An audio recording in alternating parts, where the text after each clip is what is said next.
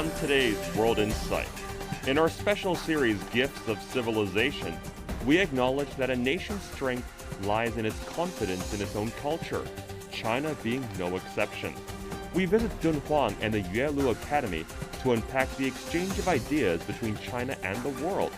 We also listen to the ancient sounds of China through the ukulele-like pipa.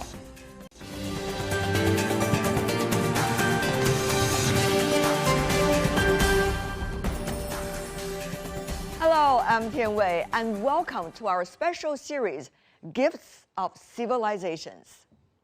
This is presented to you by World Insight with Tianwei. In this special series, you are going to hear diverse voices from all over the world about Chinese civilization and mutual learning among civilizations and cultures.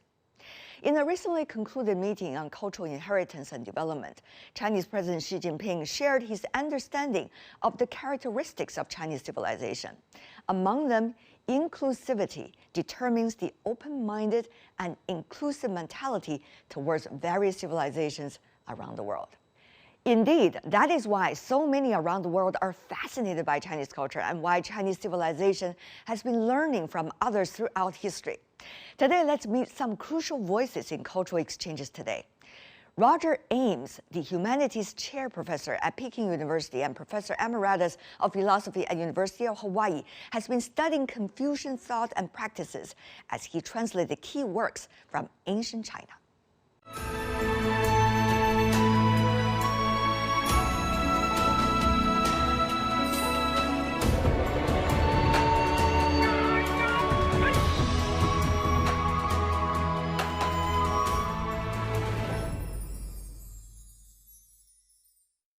When China is dealing with so much in today's world, how relevant still is Confucius and Confucianism? China has an important contribution to make to the world today, and it has a very important contribution to make.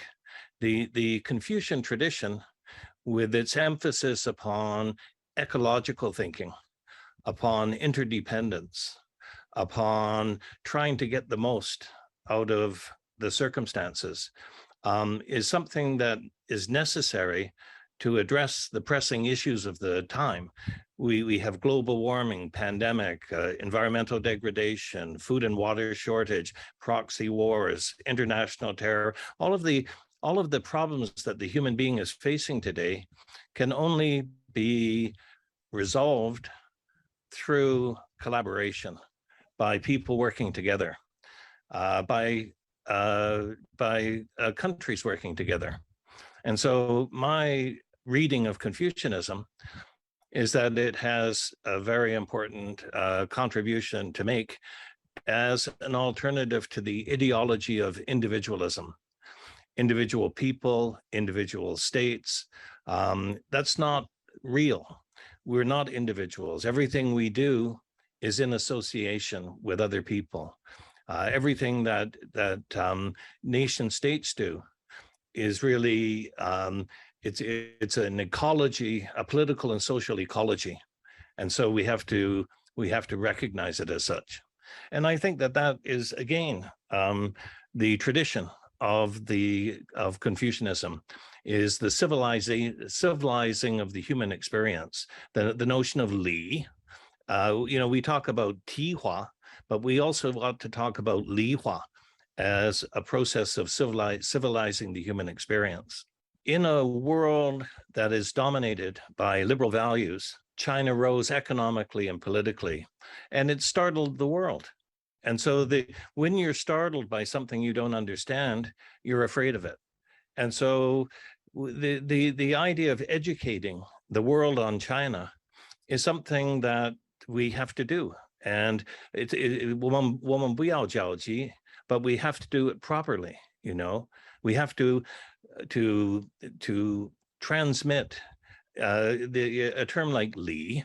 At the end, it means ritual, but Li is so much more. Li is a social grammar. Li has to do with ancestors, and it has to do with the intergenerational transmission of a living cultural tradition. It has to do with elegance. It has to do with lifting the human being out of our animality and making us into something that is refined and noble.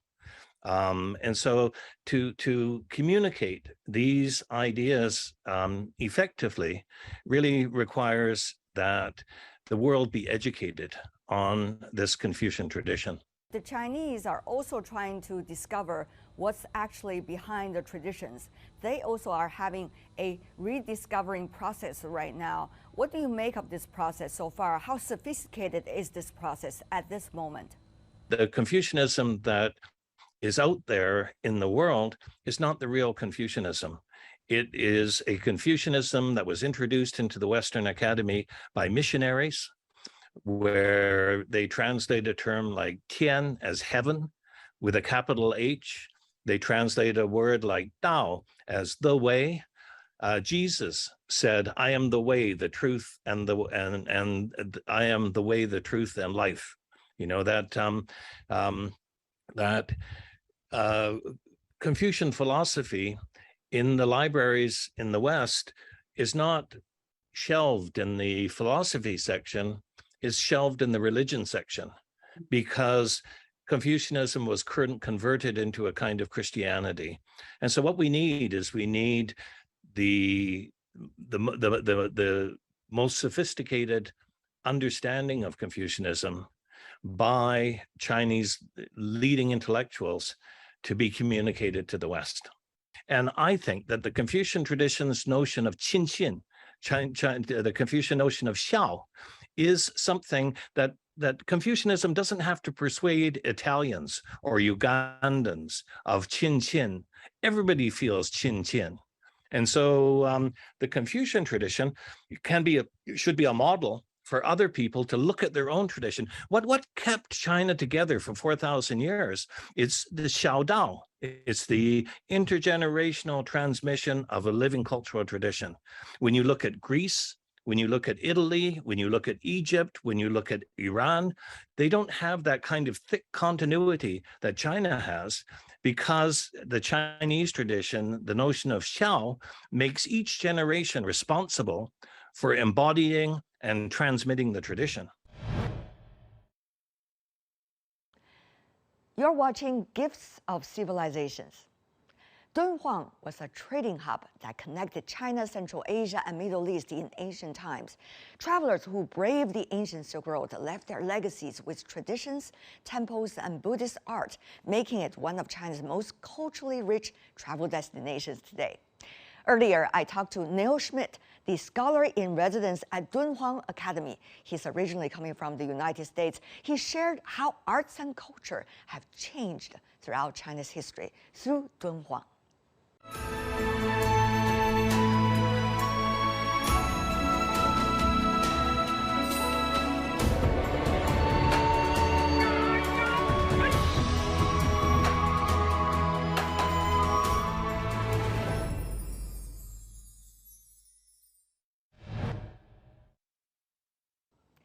And I'm joined by Neil Schmidt, the scholar in residence at the Dunhuang Academy. Neil, finally, good to see you. Likewise, great seeing you as well. You are Welcome sitting to in a Dunhuang. dazzling place. Tell me more about it. Where are you? Okay, well, so I'm sitting in front of the Mogao Caves here in a very, very small oasis, about 25 kilometers outside of the larger oasis of Dunhuang. And you can see behind me, these are the Sanwei Mountains. Wow. And on the other side, in front of me, are the Mogao Caves. Amazing. You know, what was your first Dunhuang moment in a way? What about that has led you to be where you are today at the Dunhuang Academy? Well, that moment happened more than 3 decades ago when I was a student, and I had read a book by a University of Pennsylvania professor, and he had translated some narratives that come from Mogao, from the library cave, which we can talk more about. And these are Tang Dynasty narratives. They're semi-vernacular, and they were so rich. And also his notes, you know, they were so erudite and scholarly, and there was so much information. I thought, I have to find out more about this place. You know, and that was the initial moment, you know, reading some literature that got me interested. What kind of literature? And what did you read? Well, what kinds of questions were yeah, you in your mind and when you started this moment? Well, so these are Buddhist stories about karma and rebirth. What was fascinating to me is that it was a world that was so different from mine, right? A world, and also a world in some ways seemingly in the middle of nowhere, and yet, this isolated, really remote place, this frontier town of Dunhuang, produced this incredible literature. And at that point, I didn't even know about the art, right? So that was the moment when I said, okay, well, I have to go to Dunhuang. I have to visit. Dunhuang, as you may know, Neil, has a lot to do with how people interpreted its history, particularly the history of discovering Dunhuang. What are some of the research you've been doing about this part of history? I've been interested in of course, the story of discovery and how this Taoist abbot, Wang Yuelu, found this library cave with all the, a remarkable number of manuscripts and paintings. And this is in the year 1900. And so that material sort of sat there, and it was interesting because he tried to get the attention of Chinese officials to help them understand the value of it. But this is the situation in China at that time was not very good. The various rebellions were going on, and things were a little chaotic. And so it wasn't a high priority. And it was only then when Westerners came, for example, R.L. Stein in 1907, and then in 1908, Paul Pelliot, that the materials began to be put on the map. And Paul Pelliot was very interesting because he went to Beijing and he shared all the materials that he had with Chinese scholars. So this is in 1909. And so some of the first studies actually on Dunhuang materials were by Chinese scholars in Beijing at that time. The other debate, of course, about Dunhuang is how high exactly is the standard of aesthetics, of arts, of culture that's reflected in the caves and also the materials that you said discovered in the year 1900. We understand it's a wide range of subjects that Dunhuang, embraced over the hundreds of years. So tell me more about your judgment. Well, I think, quite honestly, I think there's no other place like it on the planet. I mean, and that's just not my bias. I mean, I think it's true in terms of the sheer volume of human creativity that we find in these caves. I mean, they span roughly a 1,000-year period. They contain all different types of iconography and style, of course, multicultural in so many ways. And there are 492 painted caves, and there are 735 caves altogether in this kilometer plus long cliff face here. And yet, if you could think of 100 Sistine chapels, right? There's that much wealth, artistic wealth, and human creativity here. It just doesn't. There's no other place like it on the planet.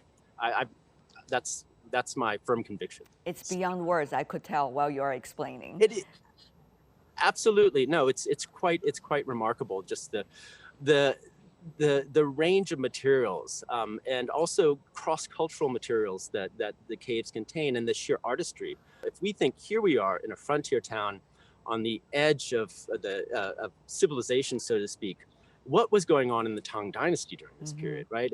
If we're here, 1,000, 2,000 kilometers away from Chang'an or Luoyang, imagine the quality of art that existed there.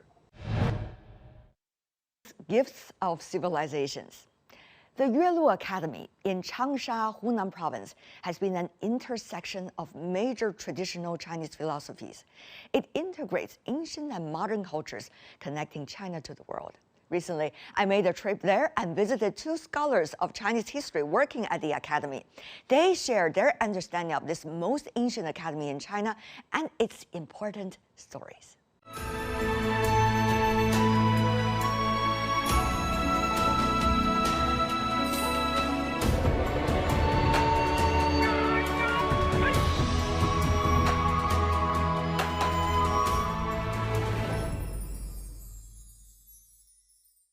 Working here, researching on history, what have you learned, Peter?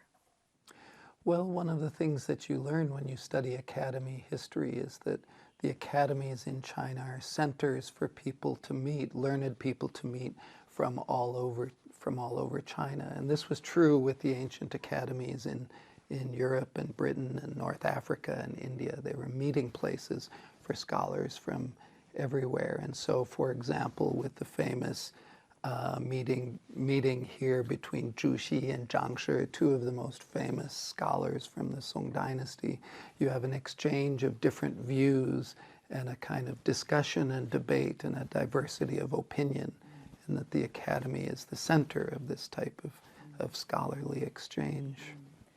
You know, these two are so keen to discuss with each other, and they spend like days debating on their understandings of classics, and they attract a crowd which the tale is that our poor hair was dried by their horses. But but on the other hand, I'm also very impressed by the fact that they also cultivate great friendship with each other. And this is, I think, what we learned a lot from the history of Academy as well. So we have diversity, we are different people, but we can care for each other personally. Recently, we have seen a revival of studies in China, of tradition, of traditional literature, scripts, ancient culture, even ancient folk customs. All of this, a revival of that. What is the nature, with your observation so far, of this revival? I think studying Chinese traditions, studying Chinese culture adds richness to life, adds a certain other dimension to life, and also thinking about it in terms of world tradition and thinking about how we represent Chinese traditions to the rest of the world. How do we think comparatively? I was just teaching a class yesterday in which we were talking about a very famous play, Mudanting, Peony Pavilion, which is written at almost exactly the same time as Romeo and Juliet in England. And so we should be thinking, the whole world knows Shakespeare and Romeo and Juliet. The whole world does not know about Mudanting, which is, in my opinion, a much better play. And that we can think that we're sort of, on the one hand, we're enriching people's lives in China. On the other hand, we're presenting more of Chinese tradition to the world. And what is the point of presenting Chinese tradition to the world? Yeah, I think this is also what I'm keeping asking myself, because I automatically thinking it's important. But one of the reasons is that I think because we're trying to somehow make a division between tradition and modern, and sometimes East and West, but actually I'm trying to argue that if that division that clear, and also especially sometimes we even like make it make equivalent between Western and modern, but actually this is not actually the case. That's a very good point, what you have just said, whether West equals to quote-unquote modern or modernity, and very similar logic apply to many other questions as well. But talking about this, what is the purpose? So what is the goal? Why do we do that? Why is it important? I think it's important for thinking about, on the one hand, thinking about our individual identity. Who are we as people? And that's very, very complicated for all of us. Bebe grew up in China, went and lived in the UK for a while. I also grew up in China, lived outside of China for a long period of time. Thinking about your grandparents are missionaries yes, to China. My grandparents were missionaries in Henan and also in Beijing and Tianjin. And so I think for each person, thinking about their identity is part of thinking about what is their culture, what is it, what do we mean by modern China, what do we mean to be what does it mean to be a modern Chinese person? As Bebe is saying, being modern does not mean being more Western. There are several different ways of thinking about modernity. and the past offers us a rich toolbox of things we can pull out to use in thinking about that. At this time of confusion, conflicts, and complexity, what can we learn through history by walking here in this academy? Peter. I think I would say, I think I would go back to something I said earlier, which is that we've been here before, that when we face the crises and uncertainty, it's very important to think about people in history who are as smart, or in most cases much smarter than we are, who faced very similar types of challenges, very similar types of uncertainty, and work their way through. That dealing with uncertainty is the human condition, and we're not alone. This has happened before, and it happens over and over again. Right. The durable and adaptable traditional Chinese instrument, the pipa, has been plucked and jazzed up for over 2,000 years. The world's premier pipa virtuoso and leading ambassador of Chinese music is none other than Wu Man. Her performances and multicultural collaborations with some of the world's elite musicians and conductors has earned the pipa a place in contemporary music in the world. Let's hear from Wu Man and the joyful beats of the pipa.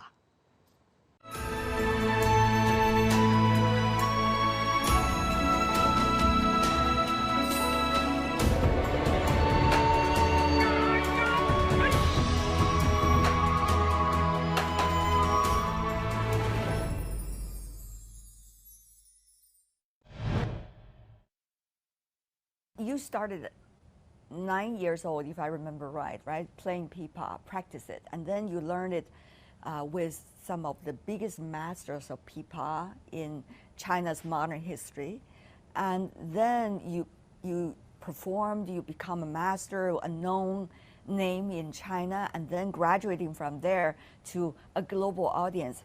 But you know, over the years, how did you find your music? When did you graduate from the level of considering pipa as an instrument to a level of using pipa as a way of communication with yourself, maybe, and with the rest of the world?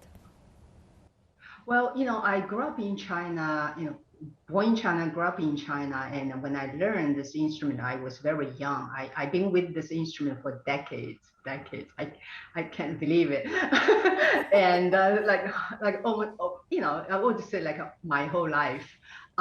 So I kind of rooted in this traditional music, which is I grew up in Hangzhou with a beautiful lake. You know the city. It's a beautiful city, and so, and then I really enjoyed the instrument because with such a long history, with a lot of literature and musical repertoire. But to me, I think pipa is alive. Pipa is not like a piece of furniture or wood. No, pipa have pipa life. Since I've been holding with the pipa for so long, I understand the pipa very well. I think the pipa also understand me. She's like a person to me. In Tang Dynasty, which is Chinese in the history, we all know this is like the most open mind and most diversity that dynasty. I went to Dunhuang, visited the cave, visited the city, and I realized, I went to museum, I realized at that time there's so many people with the different colors existed. Different races, different cultures. Yes, they lived in the same place, the same city. They shared music, culture, a lot of things together, food, you know. That the time, pipa that was introduced to China, to this land called China. I'm interested in not only play the pipa. I'm interested as a person.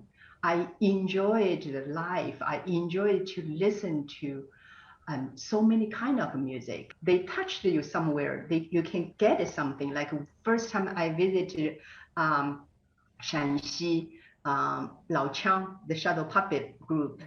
And when they played outdoor their house, they're in the field, and the dog was running around, the chicken was running around, the cat, all the villagers come together, and they just started banging their chair, and then they started shouting and play the fiddle, erhu, huqing is very loud. But the energy you hear, you see that, I was really goosebump. I feel, wow, I never heard this kind of Chinese music. Now, this is I wanted to learn, I wanted to know. What about the other thing? It's not just the Shanxi. You actually work with Yo-Yo Ma, for example, and others on the Silk Road project, the music project. And you've been continuously discover new things. And also, in a way, put pipa with your master skills to demonstrate what you have learned. How is that process like for you? Well, for the Silk Road, the project or work with the Yo-Yo Ma, and also I worked with a lot of musicians from Silk Road country, from Tajikistan, Kazakhstan, Uzbekistan, in Syria, Jordan, all those countries, Afghanistan. The experience was amazing.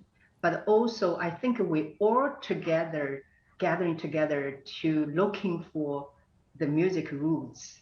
Like pipa have her own language, their own style, the very, very Chinese, rooted in China. So we have many space, the music like a Chinese painting. There are a lot of space, imagination, very time kind of free. But for a lot of Silk Road country, they're rhythmically very strong. They're always dancing, the music. So that's different. But we definitely could play together. We can work together. So during all those process, this learning process, we not only I learned from them, but they also learned from me about Chinese music, Chinese culture. So that's, I think, the value of the musician and the music. You've been watching our special interview series, Gifts of Civilizations, on World Insight. That's all we have for today. If you'd like to know more, search World Insight, check out our YouTube channel, follow us on Twitter and Facebook. I'm Tian Wei. On behalf of my team, thanks for being with us. Bye.